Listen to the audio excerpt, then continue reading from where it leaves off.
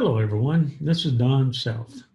We're going to talk today about the Cognitive Impairment Assessment and Care Planning.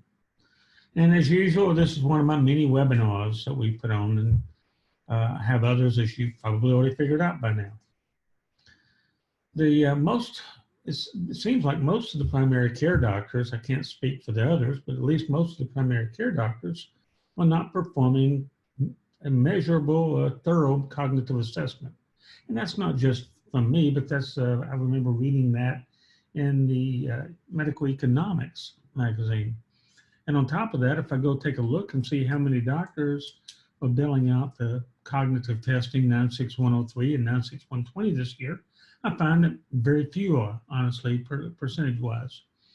Most either referring the patient off to a neurologist, in which case they don't make any money, or they're ordering a CT scan, and that's going to be considered medically unnecessary most of the time by the insurance carriers. And again, the practice doesn't make any money.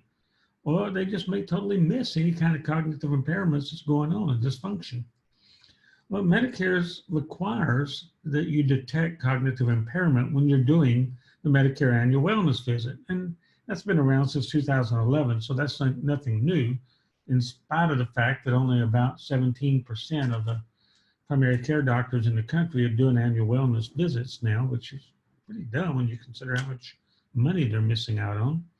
But considering this, Medicare doesn't specify how you have to detect a cognitive impairment or what level. I mean, it could be that just some patients are kind of forgetful. I know I've forgotten things when I've walked into a room and tried to remember why I was there. Or better yet, I've walked around with my phone in my hand and ask my wife, honey, where have you seen my phone?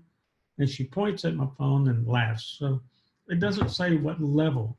And some patients are suffering from early dementia and they're forgetting things quite often. Well, previously we had a code GO505 and now then it's a 99483. And this year, 2018, it's averaging about $242. So on the high end I've seen is $314 in Alaska. So it has a good variation, somewhere between 230 and 314 this year. But it does require, this code does require physicians to perform some services personally. Now, in some cases, I may not recommend a doctor or a provider do it because the reimbursement is so low. But in this one, it's high enough, I definitely recommend it. This is not used for screening, though. So you must suspect some kind of impairment or cognitive problems with the patient before you do this service. Ancillary personnel can perform 4 or really 5 of the 9 elements. I need to change that because they can do the neurocognitive testing, and I use CNSVS for that. They can do the functional health assessment questionnaire. Again, I use the CNSVS for that as well. That's part of the that's where the patient sits down in front of the computer and does part of it, the services themselves with the MA or the nurse helping them. Depression testing, again, using standardized instruments and evaluation of safety.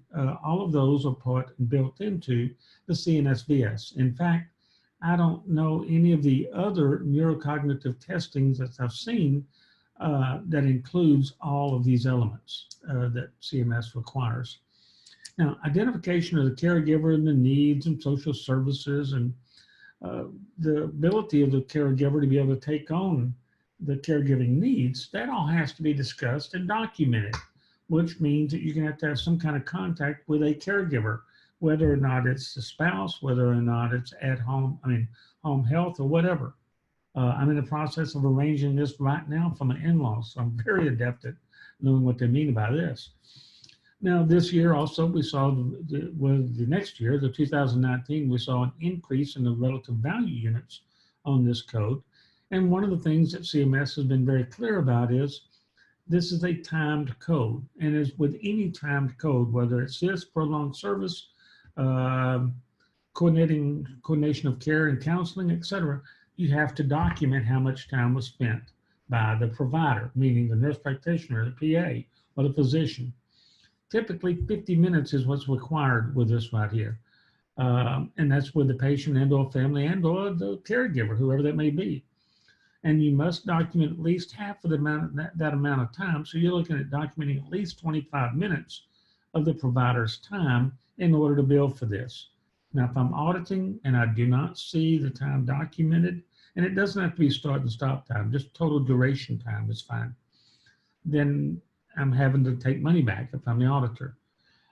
So medical practitioner, there's certain things they're required to do in this. Medical decision-making of moderate or high complexity. That goes back to the medical practitioner. Now, documenting the medical necessity of medical decision-making, I have a little 10-minute free webinar on my website about medical decision-making and how that's counted and documented. So you're welcome to watch this as well. That's donself.com. Medication reconciliation and review for high-risk meds.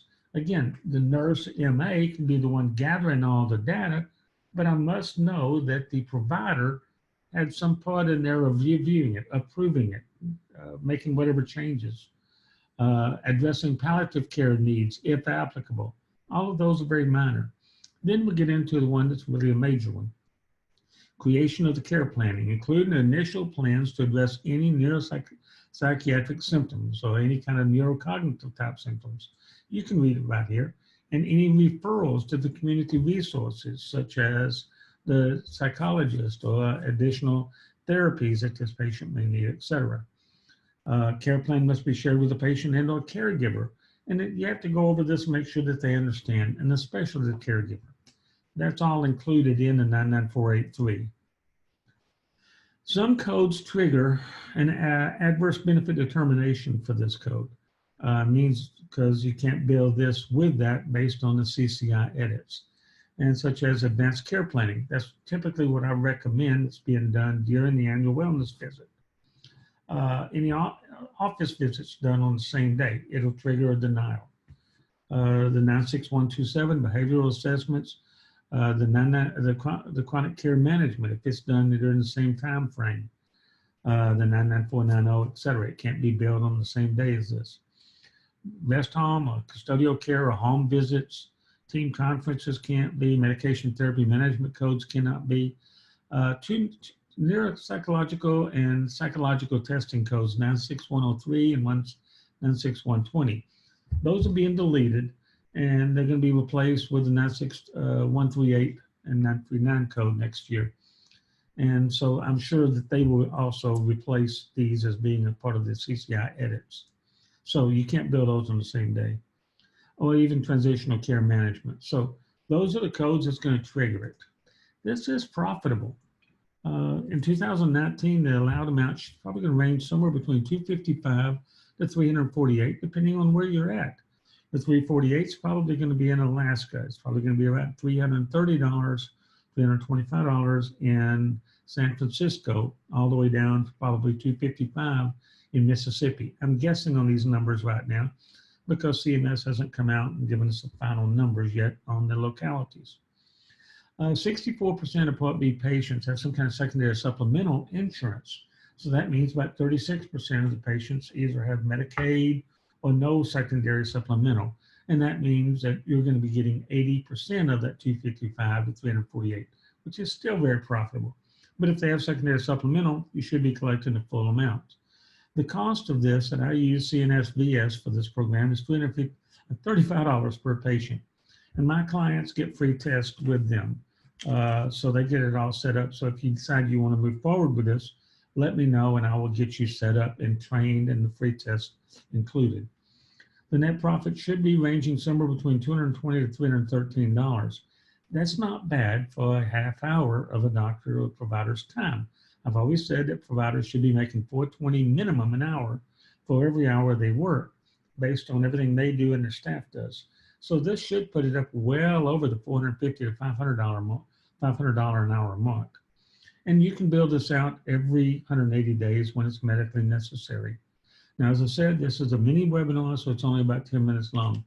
My advice is make up some templates based on what the nurse can do for you. Have the nurse sit down, and I say nurse, it can be an MA as well. Have them sit down and set up the patient on CNSVS and go through it and have the patient do it with them. By that time, you have all the data you need, then the provider can come in and sit down and go over it with the results from the test, as well as all the data collected by the MA and go over it with the caregiver and the patient. Now, sometimes the caregiver may not even be on the premises. So the caregiver can be over on the phone while you're doing this. Or you may spend most of your time with the caregiver and very little time with the patient. Any of that counts, because that 25 minutes that we're looking at, minimum being half of 50 minutes, needs to be with the patient and or the caregiver, or even a patient's family member. So making sure that they understand it all and document it. Again, I really get excited about this one. I think this one's not only going to be profitable, but I think you can be able to help a lot of patients with it, because this is now going to be paying enough money for the providers to go spend that time one-on-one with them. So thank you. If you have any questions, email me at donself@donself.com, or give us a phone call, 903-871-1172, or visit our website, donself.com. We've had a little bit over 5 million visits. In fact, we're approaching right now 5,100,000. So it's kind of exciting for us. Thank you. Have a wonderful day. And let me hear from you what you think of these things.